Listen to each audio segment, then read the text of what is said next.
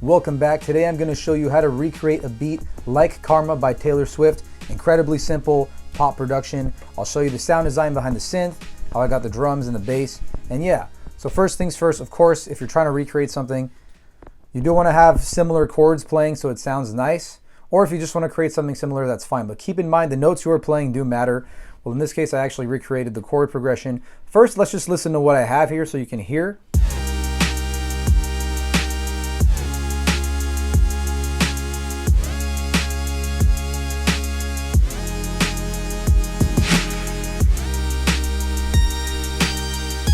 So these are the main elements going on in the verse.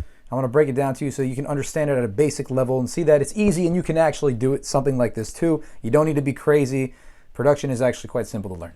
So first thing is, let's look at this beautiful synth sound that we have going on. So here I'm using Serum. Now again, any synthesizer plugin will work. They all have the same parameters. You do not need Serum. Please realize that, all right? You don't need to have the stuff that I have.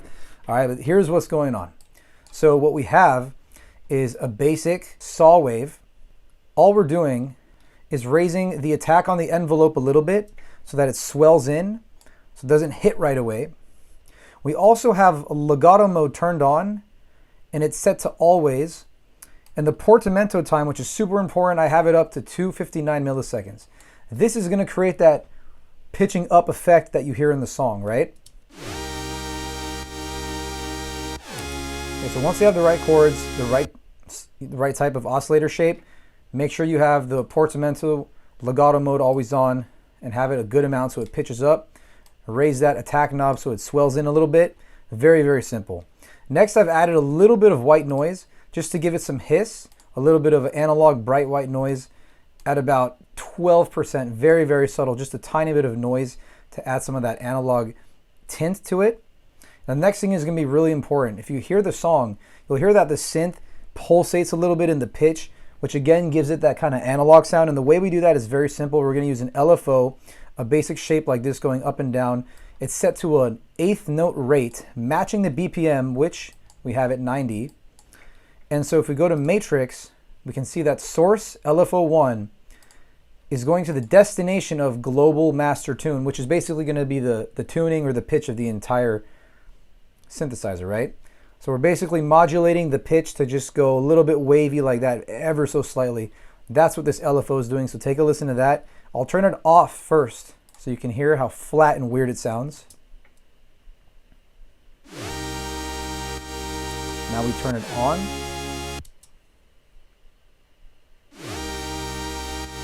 It's a very, very subtle pitch movement. Right, now finally we go into our effects. This is really important. The first thing we have is chorus.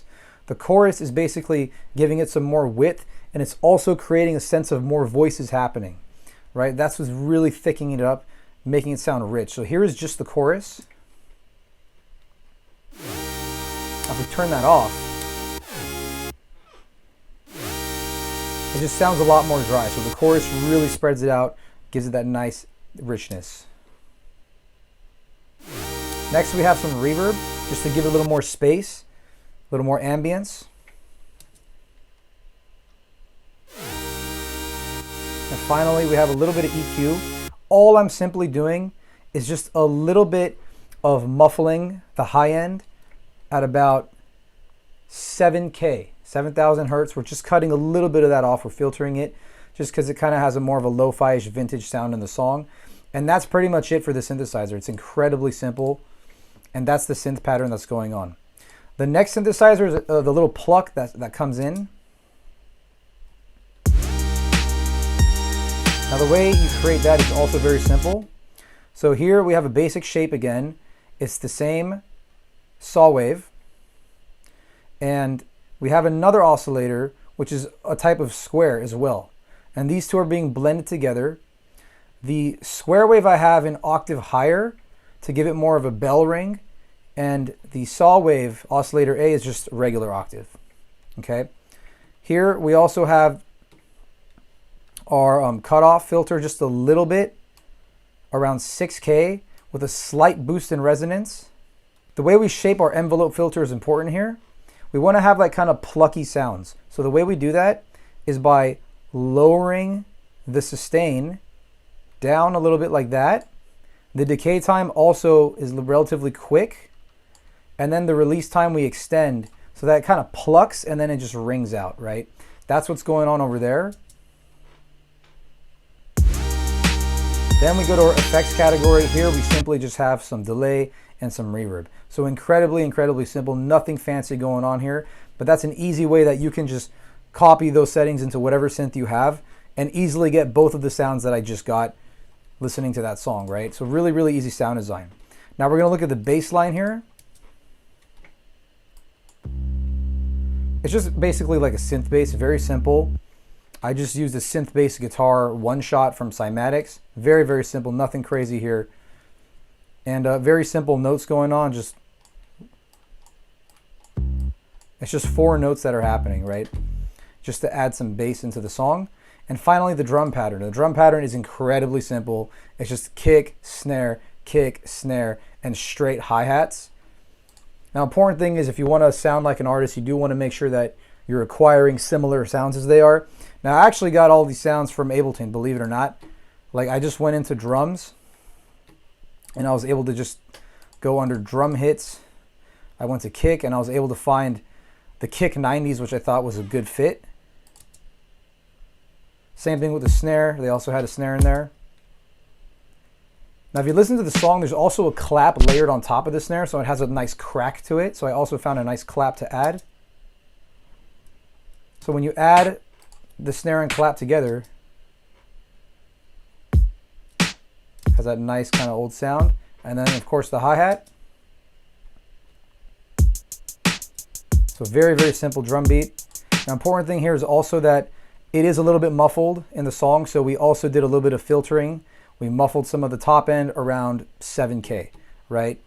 And the final thing that's going on in the drums is a little bit of a filler effect, and this is what it sounds like. So hear that one more time.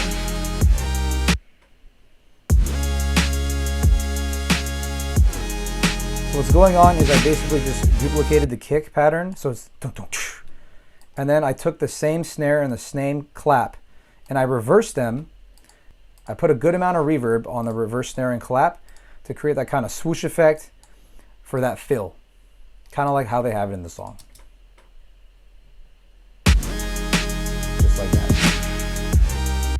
And that's how you recreate a similar beat as Karma by Taylor Swift. Very incredibly simple production. Anyone can do this. It's really not that hard. And I hope this inspires you if you're trying to get into production or if you want to level up your skills. Go ahead, click that link in the description. Let's see if coaching is a good fit for you. We'll help you shortcut that learning process, learn this stuff fast, eliminate all the trial and error, and just get to a point where you can just pump out whatever you hear. So if that sounds great, click that link. And if not, that's fine. You can like, subscribe, leave a comment. Let us know what you want to see next time. Thank you for watching, and peace.